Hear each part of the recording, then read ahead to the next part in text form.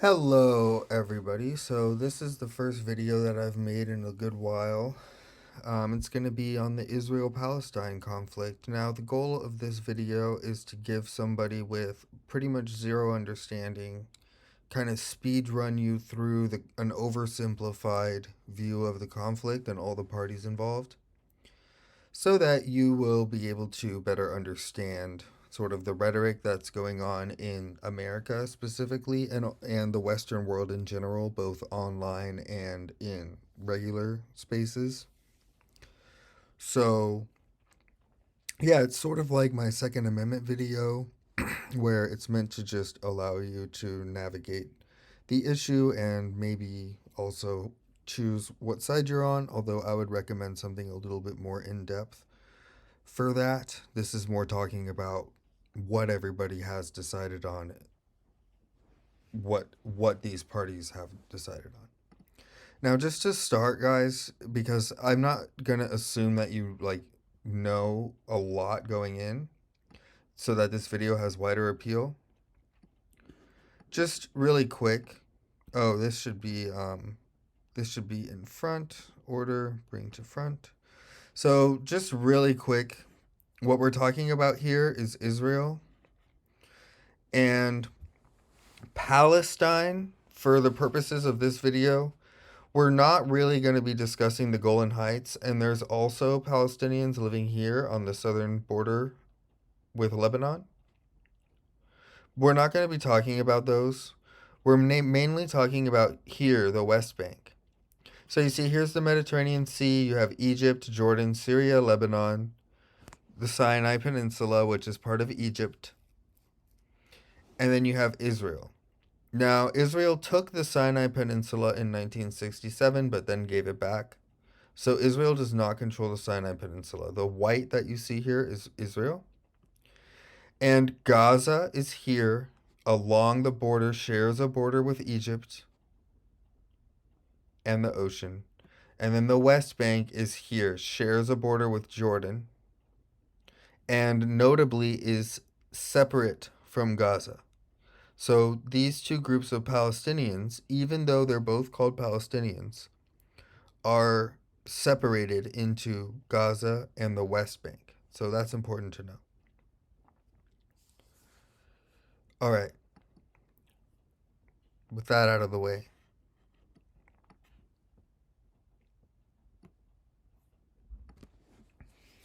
So, we're going to be going through both the history and the issues and how each side interprets it. Now, this story more or less starts with Jews beginning to immigrate into what is now Israel, Palestine, starting in the 1800s, continuing onwards until the UN Charter for Israel in 1947. And this is the movement that is typically referred to as Zionism, which is the belief that Jews should have a sovereign state in the land of Israel. In the broadest terms possible, that's basically what it means in terms of everyday American discourse. If someone says, "Are you a Zionist?" they're asking you if you believe that there should be a Jewish state in Israel.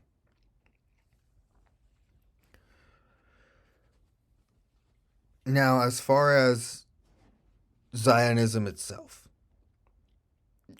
this phenomenon before the UN Charter, before Israel was a country. I'm oversimplifying everything that happened here. There was Ottoman rule, there was British rule. That doesn't necessarily matter as much for the modern conflict. The real thing that started the current state of affairs is when the UN declared Israel a country in 1947. Anyways, this Zionist movement from the 1800s to the 1940s resulted in many Jews immigrating to the land of Israel. Now, the pro Israel side will note here that many Arabs immigrated to the area during this period as well, whereas the pro Palestine side sees this as a sort of, if not invasion, than a colonization of the region by Jewish people. Whereas the pro Israel side will argue that Jews purchased the land, pro Palestine people will argue that Jews often took the land or otherwise unethically or illegitimately reclaimed reclaimed the land for themselves. So there is debate about whether or not this Jewish immigration into what is now Israel was legitimate, or if it was fair, or if it was right. So the pro-Israel side would frame it as Jews simply moving somewhere, as people move all the time, and there's nothing wrong with them going to a place and buying the land fair and square and establishing a country there. And whereas the pro-Palestine people would say that that's not how it went down, and that the Israelis intimidated people, took the land, stole it, whatever. But really, guys, not many people are talking about pre-Israel nowadays. The main discussion comes from the UN Charter for Israel here. This is when Israel became a country. Everything before that, you don't really have to care about. Israel became a country in 1947. And there were a lot of things that went into that decision. One of them was, of course, the Holocaust. Jews were fleeing Europe and needed a place to go. And so Harry Truman and the British, long story short, decided to give the Jews a state in Israel. If you want to know what their original border looked like, the 1947 borders were more favorable to Palestine than this map. So Palestine had basically a link here to link Gaza and the West Bank. Israel was left with only a narrow corridor. Israel gets made a country in 1947 by the UN, and basically all hell breaks loose. According to the pro-Israel side, the UN created Israel legitimately, and that Israel is recognized legitimately by pretty much everybody except the Arab world, and that Israel satisfied all the necessary conditions to be established as a sovereign state, a legitimate sovereign state.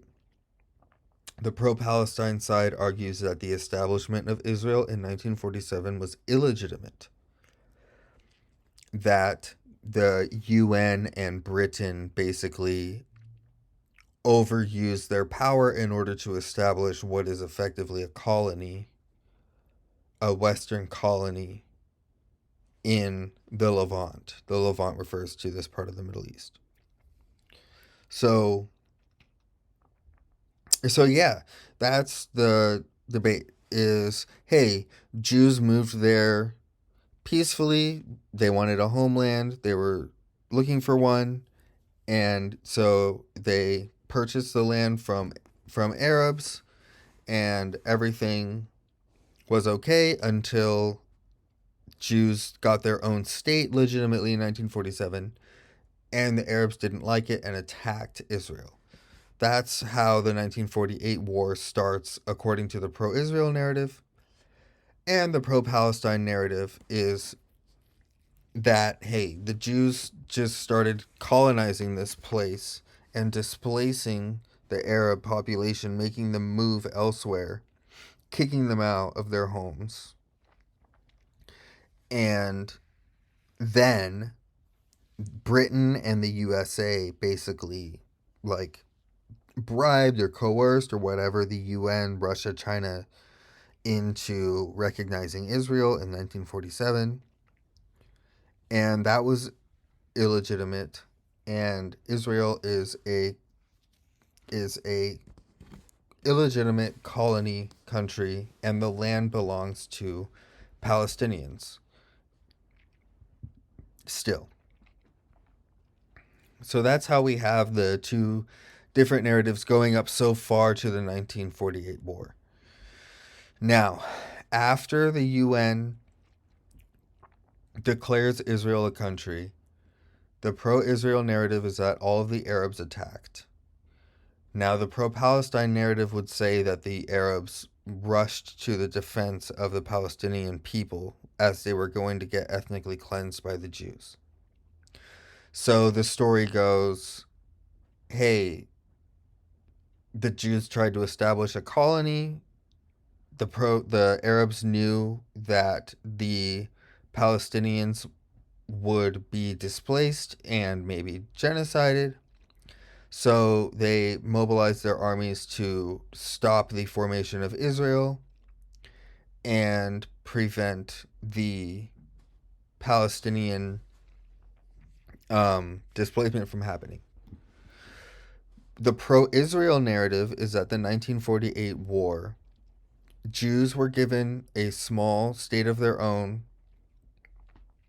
with,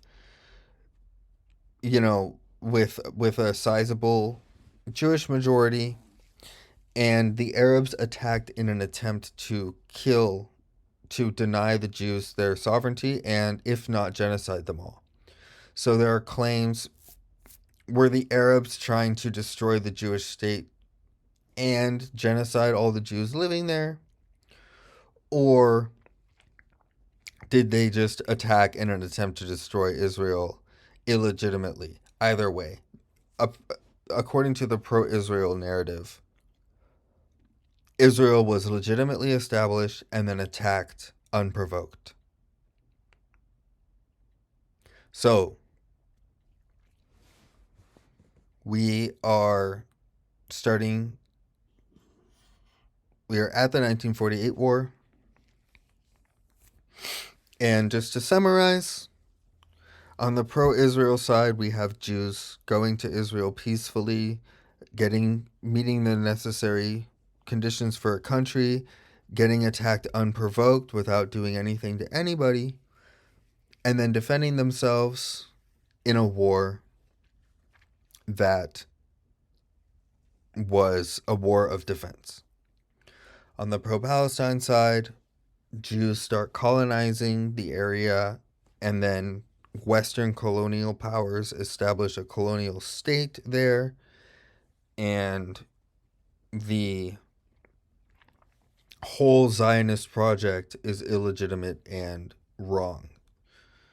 And by giving the Jews can only be given self-determination at the expense of Palestinians. Therefore, preventing the establishment of a Jewish state was defending the rights of Palestinians to have self-determination. So there's this argument on the pro-Palestinian side that Jews wanted self-determination, but there were people already there. And so by the Jews getting their self-determination, they were robbing the Palestinians of theirs. The pro-Israel side would say that coexistence was always on the table. They would point to the Muslim Arab Israeli population as proof of that. And so there's this argument about whether or not Arabs were ethnically cleansed by Israel. Now we're getting to the 1948 war and the Nakba. Okay. So that war happens. Whether you frame it as the Arabs go to prevent Palestinians from being ethnically cleansed, or you frame it as Israel defends itself against the Arabs, you have a war. And I want to say before this, the Nakba was before the 1948 war. It was a civil war. During a civil war.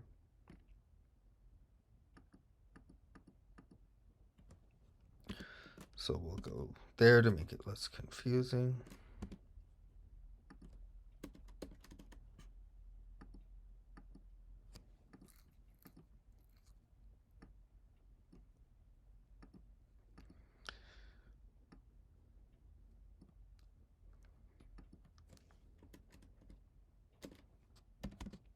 So,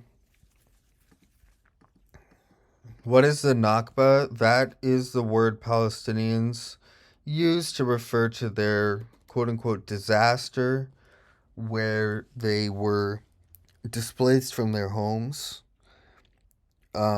Basically, the Nakba is when Palestinians left Israel and went to Gaza and the West Bank. Oversimplified purposes, but that's basically what it refers to.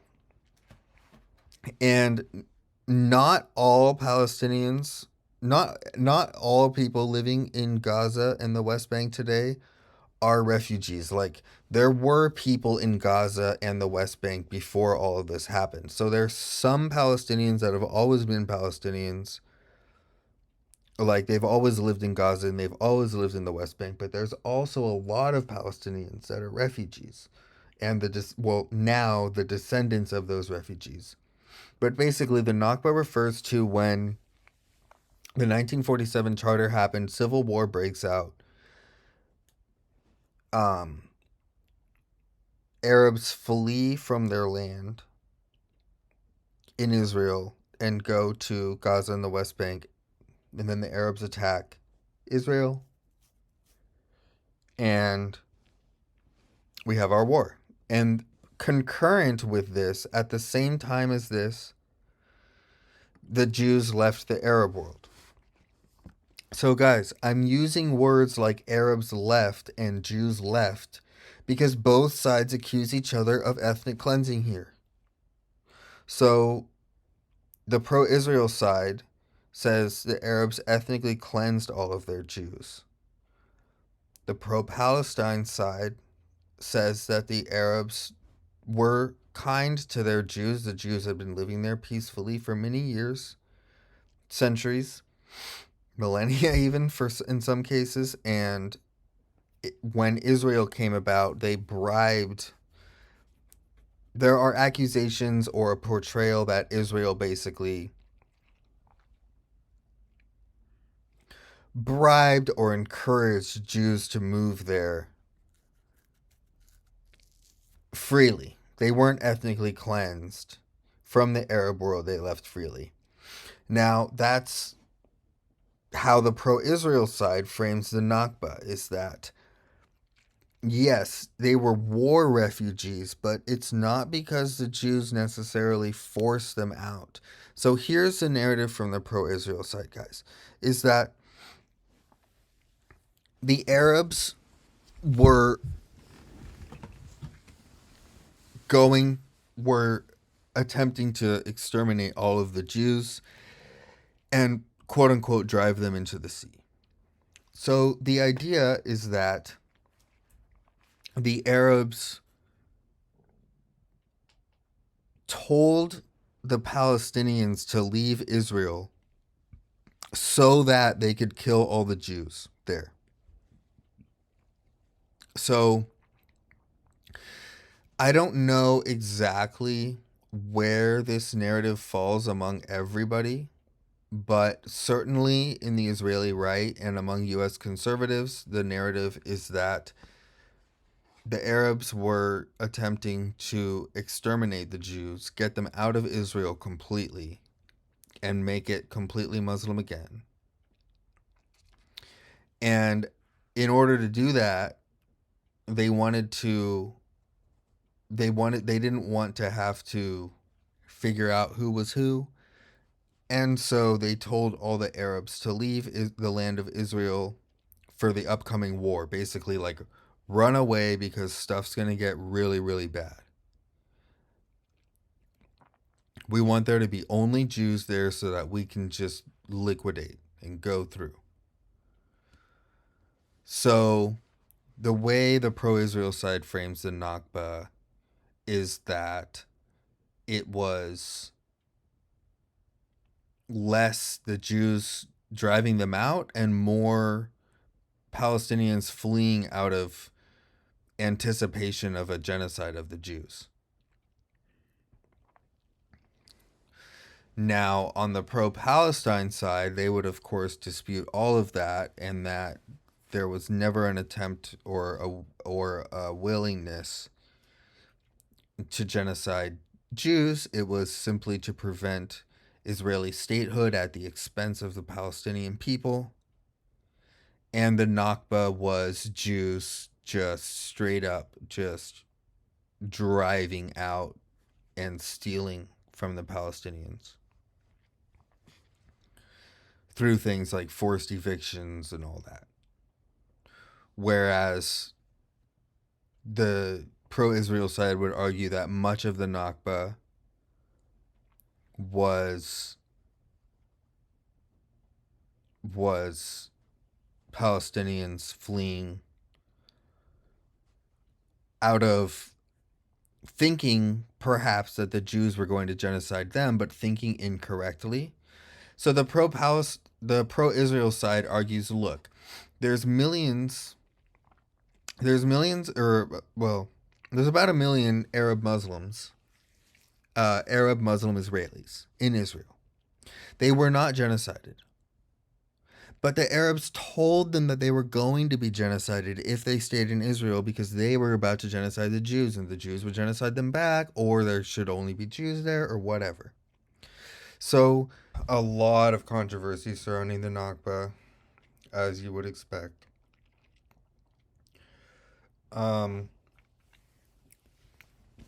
So I have to iterate, like, I was, as I was switching these around, it's like, okay, there was a civil war, and then the 1948 war, and then the Nakba. Look, all of this stuff right here,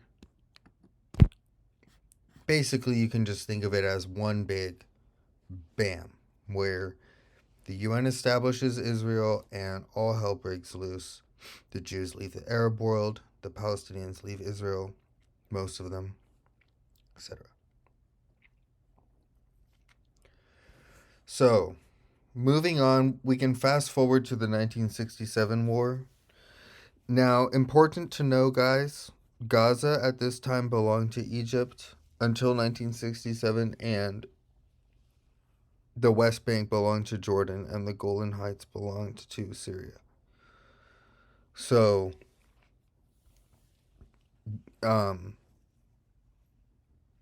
after the Nakba ends and Israel wins the war, there still isn't a Palestine. There's never been a Palestine, an independent Palestine. After Israel won the 1967 war and established the 1948 war and established its independence, it was Egypt and Jordan that were in charge of Gaza and the West Bank, respectively. And then in 1967, the Arabs attack Israel again. According to the pro-Israel side, according to the pro-Palestine side, Israel attacked Egypt first. Israel argues that it was a preemptive strike. And then, during the 1967 war, Israel occupies the West Bank, Gaza, and the Golan Heights. So, we are arriving at the 1967 war.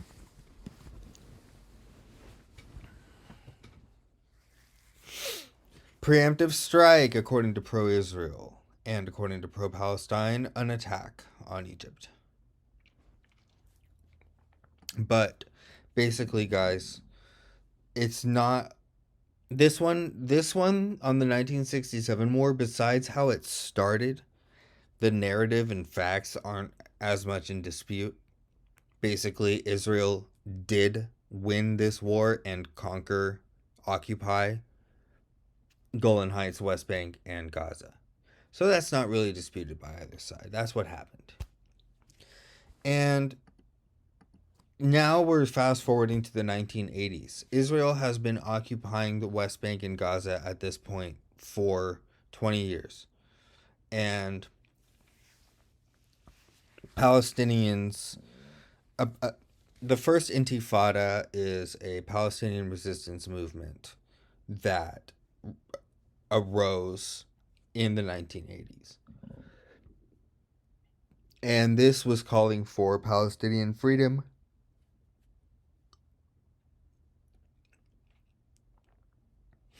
I would note that neither side disputes that the first intifada was certainly much less violent than the second intifada, but according to the pro-Israel side, the first intifada was unprovoked and violent still, um, and that it was an existential threat to the state of Israel and warranted Israel defending itself against the threat that was caused by the first intifada.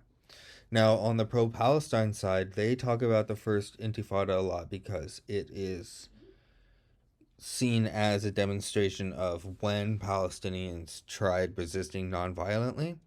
So they portray the first intifada as a largely nonviolent, a lot of civil demonstrations, a lot of, vandalism, things like that, not like outright murders of Israelis. And so they see the first intifada as this kind of resistance movement, this legitimate, largely nonviolent resistance movement, very similar to that of the South African one.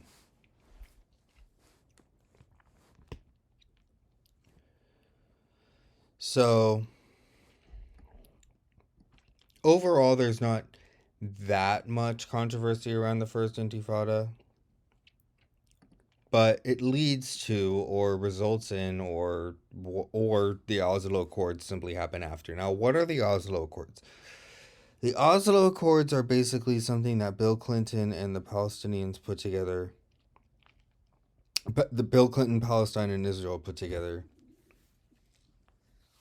that tried to settle the conflict once and for all as part of a two-state solution. So the idea was that you give the Palestinians their own country and you give the Israelis their own country, dividing up Gaza and the West Bank as the two parties agreed. Now, the narratives on either side are as you would expect. According to the pro-Israel side, the terms were completely fair, if not one-sided, towards the Palestinians. The Palestinians rejected it and attacked Israel and started the second intifada anyway. Now, on the pro-Palestine side, of course, the Oslo Accords were completely unfair to Palestine, and there's no way they could have accepted it fairly, or that they did accept it and Israel said no. The story is all over the place on this one. There's basically four arguments. Either the terms were so unfair that it was rejected by Palestine, so unfair that it was rejected by Israel, accepted by Israel and rejected by Palestine, or accepted by Palestine and rejected by Israel. Depending on who you ask and was it right, who agreed to what, it gets very messy because ultimately, guys, it fell apart. So the main thing to know about this as it relates to the debate, the Oslo Accords were an attempt at peace that failed, and each side accuses the other of being unwilling, or each side accuses the other of being the reason why the deal couldn't go through and why peace couldn't be achieved. Now, the second intifada. This starts after the Oslo Accords fail.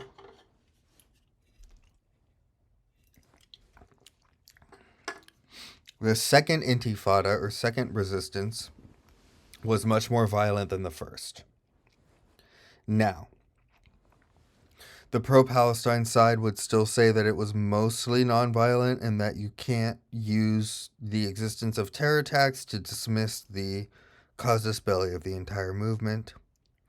The pro-Israel side would say that this second intifada was defined by terrorism and was specifically a terror movement.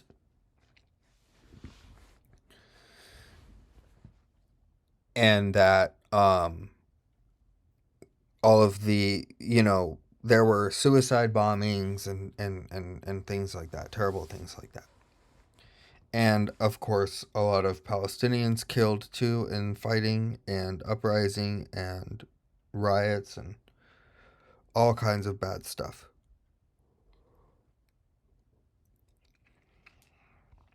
So remember that I forgot to mention facts that are not in dispute.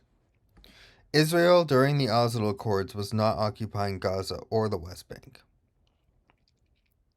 And then, during the Second Intifada, starting in, well, after or to end it, Israel reoccupied the West Bank and parts of Gaza, according to Wikipedia.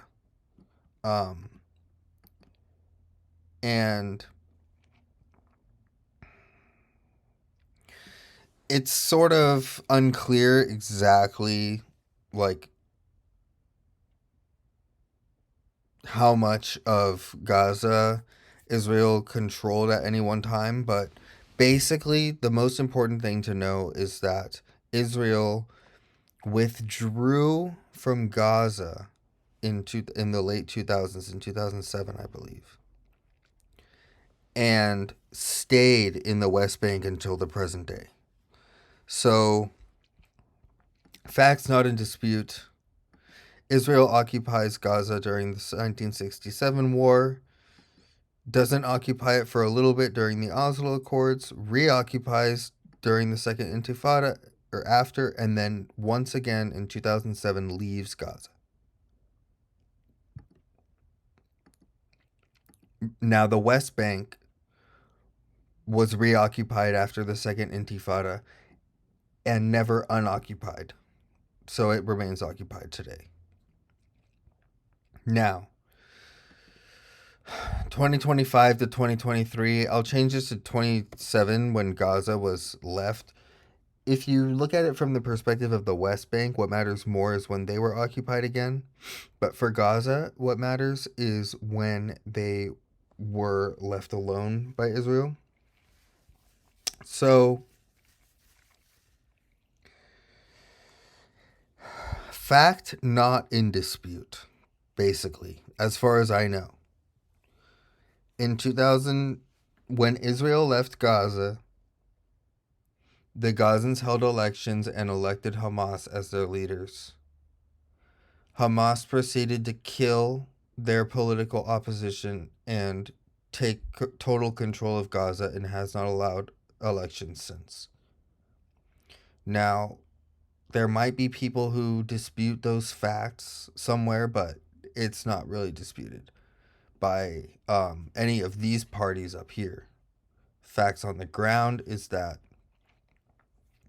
the Gazans held their own elections, Hamas took power, killed their opposition, and hasn't held elections since.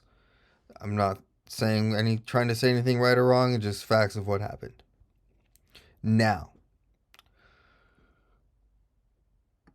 the biggest thing that you need to know is blockade of Gaza and occupied West Bank.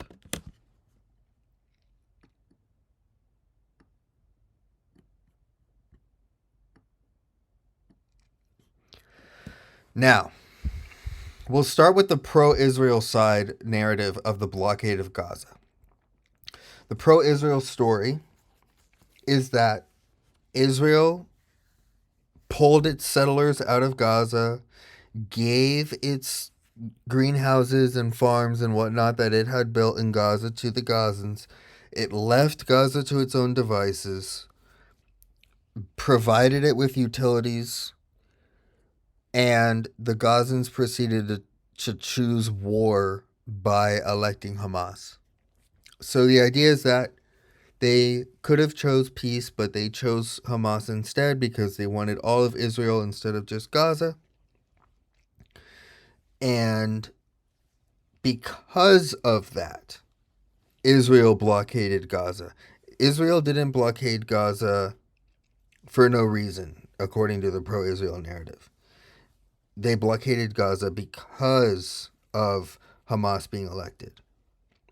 And they will point to Egypt also blockading Gaza at the same time as proof that, hey, this is a terror organization.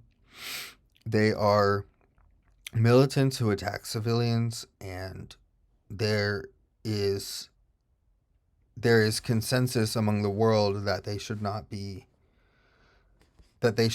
armed so that they can commence attacks, indiscriminate attacks on civilians. So that's the justification for the blockade, is that Hamas will arm itself and use those armaments to wreak havoc on Israel and, by extension, Gaza.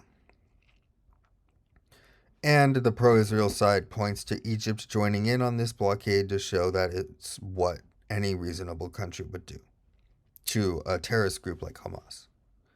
Now, the pro-Palestine narrative of the blockade of Gaza is that it's unjust and cruel to the Gazans, that it's not necessary, and that even if Hamas is as bad as they say, it still wouldn't justify such an extreme blockade. Now, there's debates about whether or not Hamas really would wage total war on Israel if it had the chance. Among U.S. leftists, I believe, they do question the nature of Hamas is as far as a total war entity, but on the pro-Israel side, Hamas is framed as, hey, whatever they get, any dollar or dime, any piece of cement, any molecule of fertilizer, anything they get will go into rockets and bombs. Everything. Whereas the pro-Palestine side would say that's not true. You're just using that as an excuse to further terrorize the Palestinian people and keep them from prospering so that you can eventually cleanse the region of Palestinians totally and finish the Zionist project. That's the pro-Palestine argument. Now, occupying the West Bank, Israel, the pro-Israel side, says that Israel occupies the West Bank for security concerns in order to stop the suicide bombings and things. So, the idea is that Israel was tired of the terrorism and it occupies the West Bank to stop the terrorism, and it's been successful. You can see that there have not been many suicide attacks in Tel Aviv in recent decades. The pro-Palestine side would say that it's crazy to justify brutalizing and occupying a population by saying that they would commit suicide terror attacks, and point to evidence that they haven't committed suicide terror attacks as justification to further the occupation. Like, oh, they haven't done it, therefore it's working, is seen as like a twisted argument. And the pro-Palestine side would generally condemn the portrayal of Palestinians as this bloodthirsty, violent, suicide bombing people. Whereas the pro-Israel side would say that, suicide bombings are an integral part of Intifada and Palestinian resistance, and it has to be prevented.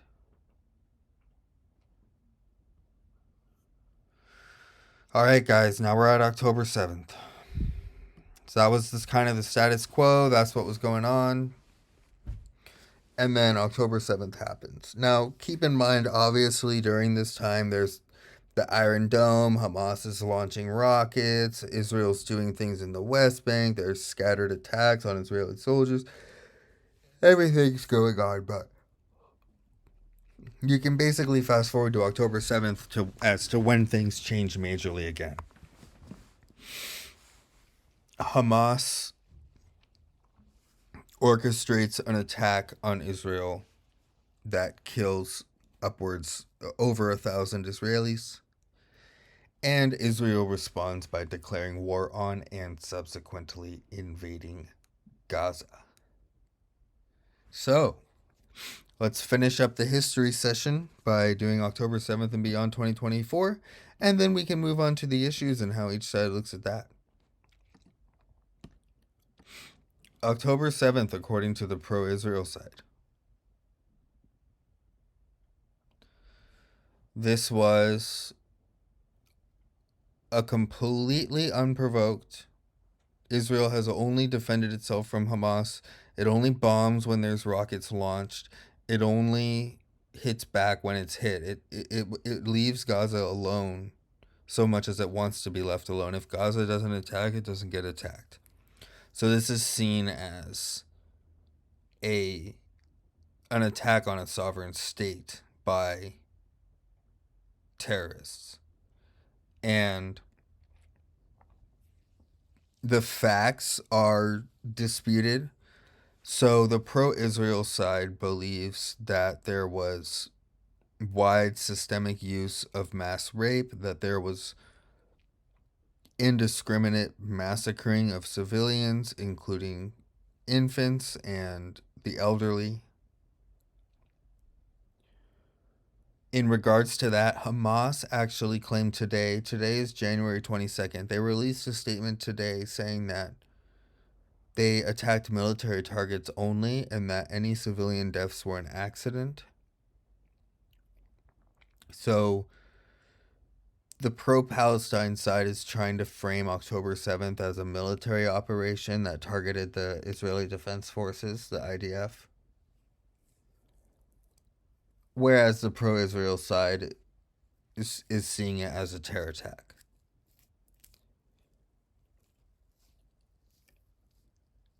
Now, for beyond 2024, the pro-Israel side is split on this. This is where we start to get more into the distinctions, guys. Because beyond 2024, what do we do after October 7th? Well, the United States, U.S. liberals, and to most extent, U.S. conservatives want, the United States advocates for and wants a two-state solution. So they want Palestine to have its own country.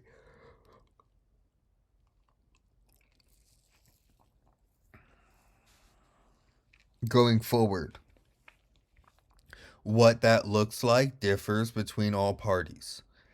The Israeli right and a lot of U.S. conservatives, but especially the Israeli right and the Israeli left, all Israelis, not all, but most Israelis, both on the right and the left, are opposed to a sovereign Palestinian state.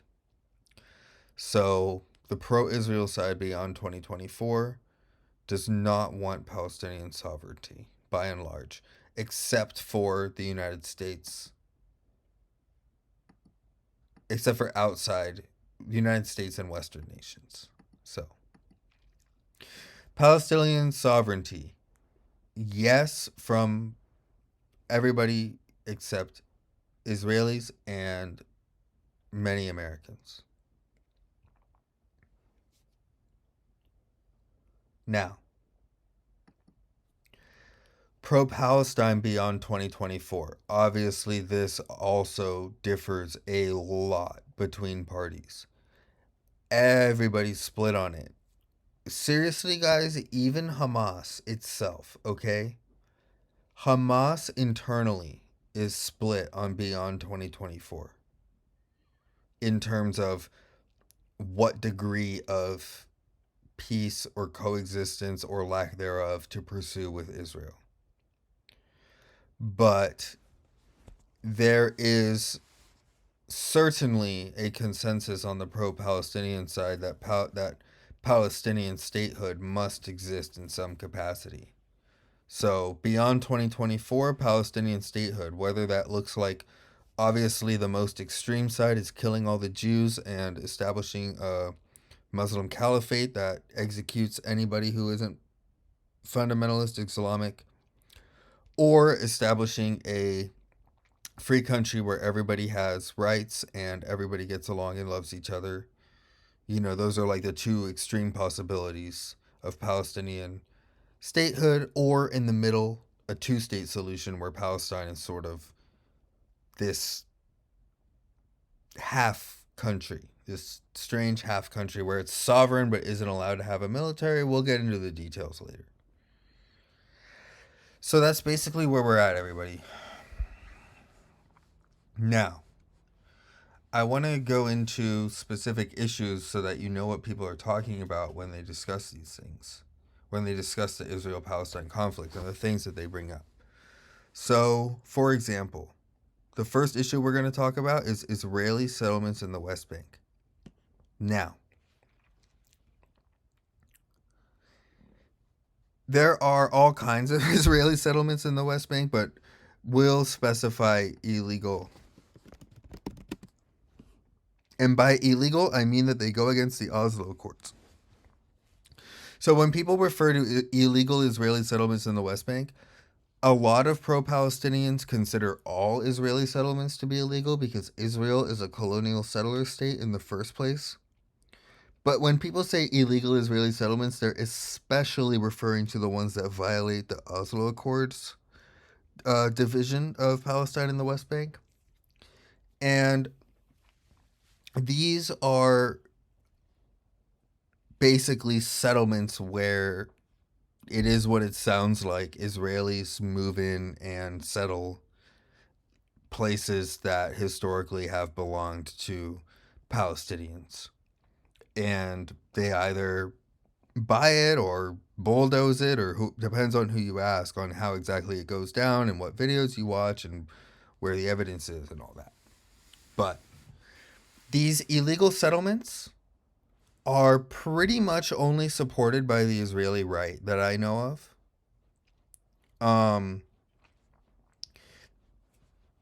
The United States and Britain, they've stated that these illegal settlements are an obstacle to peace, an obstacle to the two-state solution, so they don't want them. Now, obviously, the pro-Palestine side hates these settlements, but the main thing to know about the settlements is that they aren't really defended by Americans on either side or that much of the Israeli left either. So basically, everybody but the Israeli right agrees that the settlements are bad.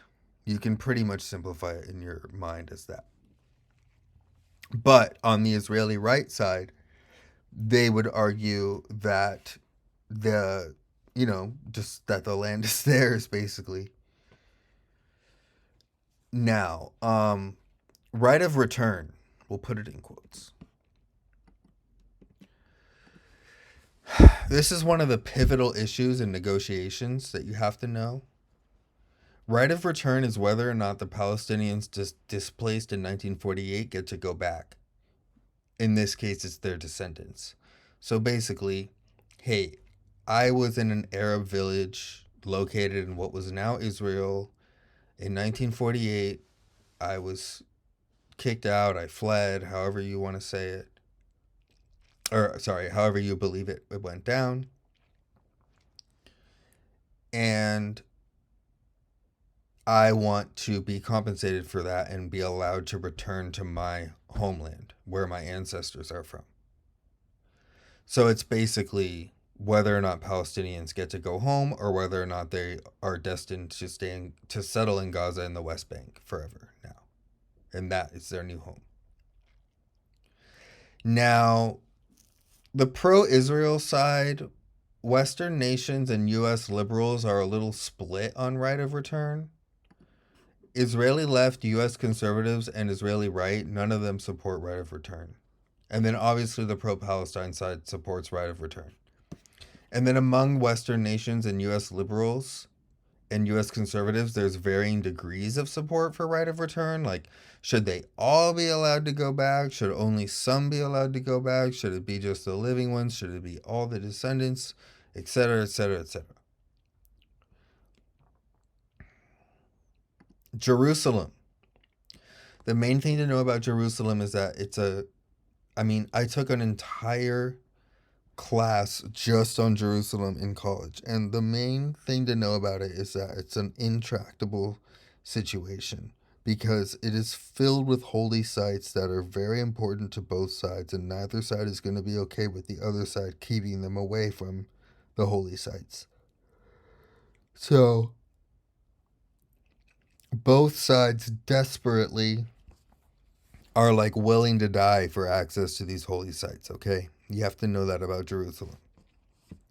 Now, there is talk Now, of course, for the Israeli right and the Israeli left, and for U.S. conservatives, they believe Jerusalem belongs to Israel. That's why Donald Trump moved the embassy to Jerusalem. Remember when he moved the embassy from Tel Aviv to Jerusalem? That was to say Jerusalem is Israel's capital, and we don't believe that they need to compromise with the Palestinians at all or share it with the Palestinians at all. It's their capital. Um, Whereas there are Western nations and U.S. liberals and global community members that want Jerusalem to be like a special international zone in a two-state solution. So Jerusalem is like its own problem that in a two-state solution would have to be solved on its own issue, likely some kind of demilitarized special international zone overseen by the UN or something like that, is what the middle supports. And then, of course, the pro-Palestine side believes that Israel shouldn't be anywhere, let alone Jerusalem, so it belongs to the Palestinians. Palestinian and Israeli statehood, we've kind of covered these issues. Palestinians obviously want their own state. The global community, typically a two-state solution. I believe U.S. leftists are split on this about whether or not Palestine getting its own country is sufficient or whether or not that country must go river to the sea. So real quick, guys, river to the sea. What does river to the sea mean? It's this river right here, the Jordan River, and this sea right here, the Mediterranean. You'll notice what's in between it is all of Israel, not some of Israel, not half of Israel, all of Israel. So there's debate on the pro-Palestinian side about whether or not they'll accept not river to the sea or only river to the sea for Palestinian statehood. But of course, they all desire Palestinian statehood. Now, Israeli statehood. The global community in general does agree that Israel should exist, okay? So Israeli statehood, you really start getting to know Israeli statehood like around here, like US leftists are when you start to approach Israel shouldn't exist. Okay, so like to outright oppose Israel existing at all would put you more pro-Palestine than the general global community. Most of the global community, Western nations, US liberals want some kind of two-state resolution. But US leftists and, of course, the Palestinians, they typically advocate for a full dissolution of the state of Israel and an establishment of a Palestinian state from the river to the sea. And what that Palestinian state looks like varies between the groups.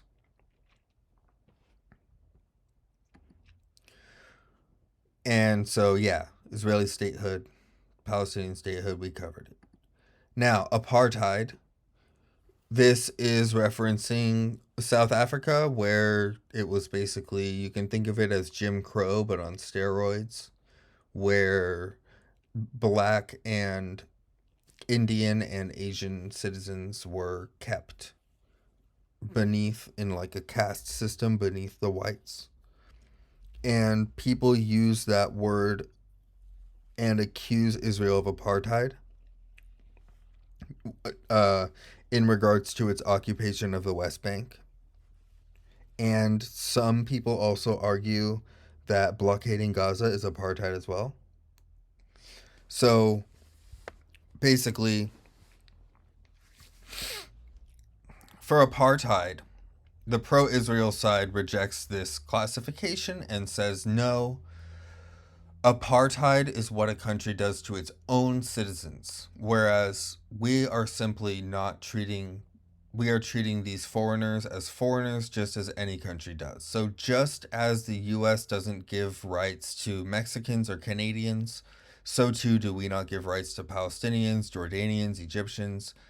There's nothing apartheid about treating your own people one way and the other people another way.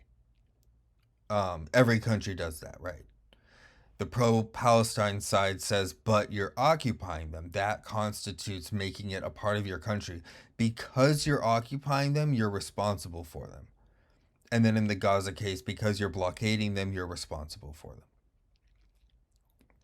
So the argument is whether or not Israel owes anything to these people. If it does, then it's apartheid. If they don't, then it's just a country defending itself and occupying regions it has to occupy to defend its security.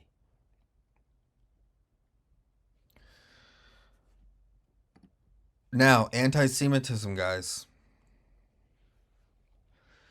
The pro-Israel side attributes a lot of hatred of Israel to anti-Semitism. Their arguments in support of this are that, for example, the UN tends to typically only condemn Israel. So other countries that have done horrible, horrible, horrible things get off scot-free, whereas Israel gets all these condemnations and stuff thrown at it by the Arab world. And it's seen as just hating. There's all these countries that do all these things, but the Jews are singled out and hated specifically because of anti-Semitism.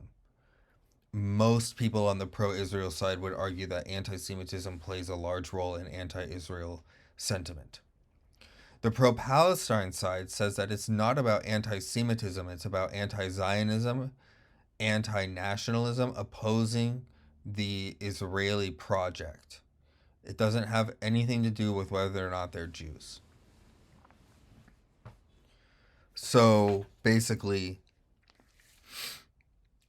it doesn't matter if it was Christians. If it was Christians doing the same thing that the Jews are doing, we would do it. We would oppose it in the exact same way, says the pro-Palestine crowd. It's not about hating Jews specifically. So there's an argument about how much of hatred towards Israel is hatred of Jews versus hatred of the nation state's conduct. There's a big debate around that. Now, U.S. military support for Israel. Western nations, U.S. liberals, everybody to the left of Western nations, everybody more pro-Israel than Western nations supports military support for Israel. U.S. military support for Israel. U.S. leftists oppose it. And the global community in general, I would think, if they could, they would say no. They would oppose it. Like China and Russia, if they could stop U.S. military support to Israel, they would. And then obviously, the PLO and Hamas are not so fond on U.S. military support for Israel. But the important thing to know here is that whether or not the U.S. should continue to supply arms to Israel for free is or at all is moral and just, and whether or not the U.S. should stop militarily supporting Israel. Now, genocide and ethnic cleansing. Both sides accuse the other on this one. The Israelis and pro-Israel says that if we ever stop defending ourselves, we're dead the next day. And they point to October 7th as evidence. The pro-Palestine side says that if we ever stop fighting, we're dead the next day. And also, not even the next day, actually. It's more like they're going to slowly cleanse us and make Palestine more and more unlivable and make it more and more unbearable until we're just gone. And someday we'll just have left over time, basically. And then, obviously, the pro-Palestine side accuses Israel of active genocide right now in Gaza. So, like, slow ethnic cleansing, methodical ethnic cleansing in the West Bank via settlements and terror, and then genocide in Gaza via terror. Now, the pro-Israel side denies that what Israel is doing in Gaza is genocide. And it denies, well, so there are people who are pro-Israel but against the Israeli right. There are many, many, many, many Americans who are pro-Israel but against the Israeli right. And they might not disagree that the Palestinians in the West Bank are getting ethnically cleansed slowly by the Israeli far right, and they want to put a stop to that. Like, Joe Biden would probably tell you that the settlements are bad and he wants them to stop, and it would be much better if Israel were not doing that. I don't know if he would go so far as to say it's ethnic cleansing, but there are many people on the US side that would at least accept the argument that Israel is ethnically cleansing the West Bank slowly, that the Israeli right is trying to at least. Now, as for these chants, river to the sea and globalize the intifada.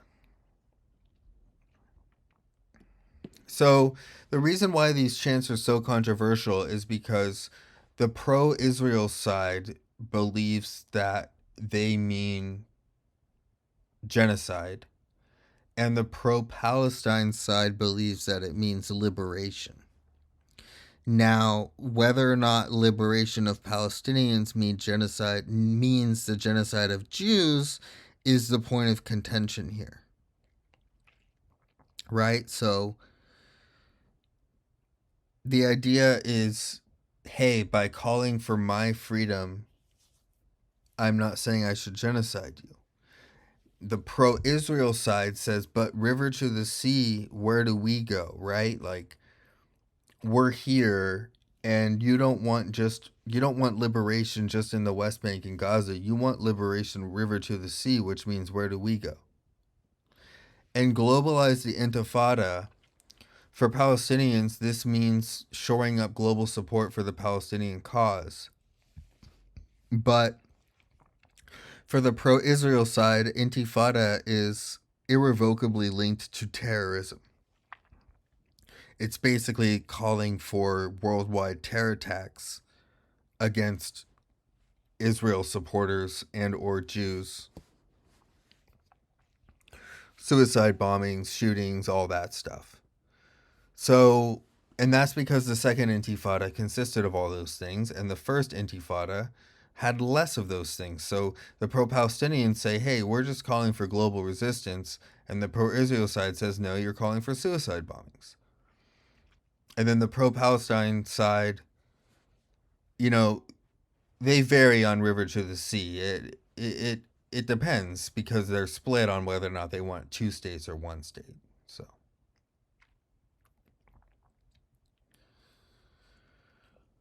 all right. So we are looking pretty good at getting through the actual chart. So, how do you navigate this? The two sides are completely, I mean, they don't even agree on basic facts, right? Like, reality is different among these two sides. It's just like US liberals and US conservatives, right? Like, they don't even share the same reality.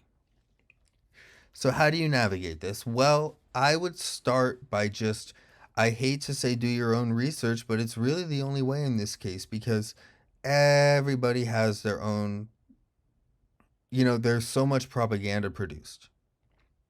And it can be really, really, really, really hard to research this issue because anybody who's going to tell you, for example, let's say you wanted to know, we want to talk about like, okay, who's lying and who's telling the truth? Let's look at the Nakba. I want to know how many Palestinians were forced out of their homes at gunpoint versus fled due to hearing Arabic on the radio telling them to flee and run because the Jews were coming to kill them, but it was a lie. And, that is something that's very, very, very, very hard to research because everybody has their own side of the story, right? How are you ever going to know? You'd have to go there and look and find out, arguably. Or You can use common sense, would argue either side to tell you, well, of course the Jews didn't or did do this. So it can be difficult. One thing that you have to take into account is Muslim Arab Israelis who do exist. The pro-Palestine side argues that they are second-class citizens in Israel and that they're not allowed certain marriage rights and property rights and other things. Whereas the pro-Israel side says that they already do afford equal rights to Palestinians in Israel and that they're Israelis and that there's a lot of them. So Israel points to, look, we do, as long as the Palestinians accept our right to exist, we treat them as brother and sister, as we do in Israel. Arabs and Muslims and Jews side by side in Israel. It's a diverse country. So they look at that as proof that they're not an apartheid society and that it's the Palestinians' fault for not wanting to coexist. They blame the Palestinians' lack of desire for coexistence for their struggles. So here we go on the facts again is, do Palestinians want to coexist or not?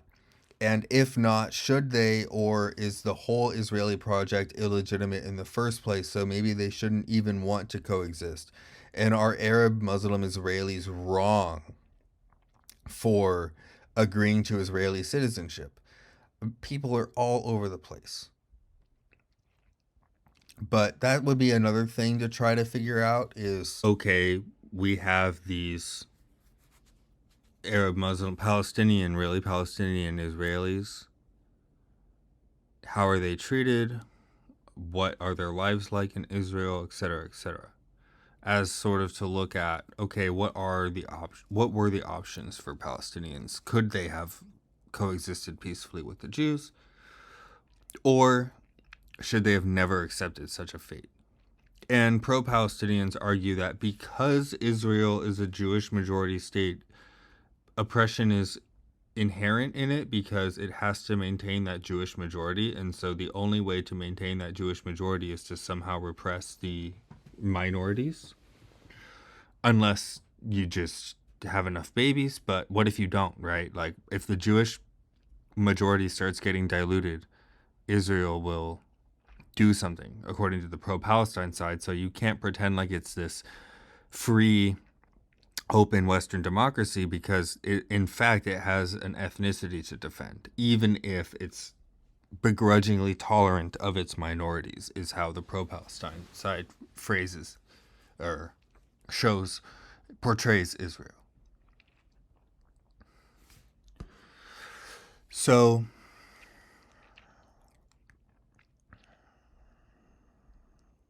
yeah, now, like I said, the rhetoric's everywhere. U.S. leftists generally hate Zionists, anyone who believes in Zionism. So there's a lot of American leftists who hate all Zionists. So anybody who believes that Israel should exist is an evil settler colonial, basically, is the view among American leftists. And they want to see Israel dissolved with varying views on what happens to Israelis. With the farthest element of the Israeli right, you have just annex all of it, make everything Israel, and kick the Palestinians out. I've never heard, even the most extreme Israelis don't talk about, like, mass executing Palestinians. They talk about ethnically cleansing them from the land and annexing all of it. So, and then, you have everybody all over the place in between, as we discussed. So I hope that gives sort of an overview of what the conflict is, where it comes from, I was trying to not give you an idea of who's right and wrong. Um, I'm trying to make it unclear where I am on the issue because I don't want to make this video about me. I'll make another video about my opinions, but that's much less interesting. So yeah, I hope that this video helps sort of familiarize you with the conflict, and you should be familiar with all the buzzwords now, right? Like if someone says they support Hamas, they're accusing them of supporting terrorism. If someone says I don't support Hamas, I support Palestine, they're saying that they don't believe that Hamas's aggressive views are representative of all the Palestinian people. Similarly, Palestinians would portray Israelis as being genocidal and pro-ethnic cleansing, whereas, a lot of pro-Israel people would try to distinguish between, hey, you know, the Israeli far right might want one thing, but you can't lump in all Israelis with that. So, we're dealing with huge populations of millions of people, so there's going to be all kinds of different views. Anyway, thanks. I'm going to record my personal opinion video now because it's been hard to kind of try to not say anything during all this. So, all right, cool. Thank you.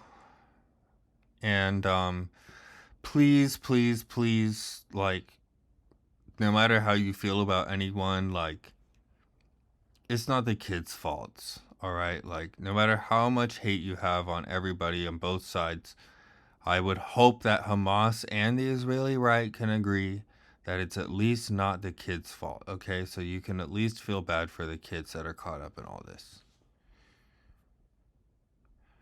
All right.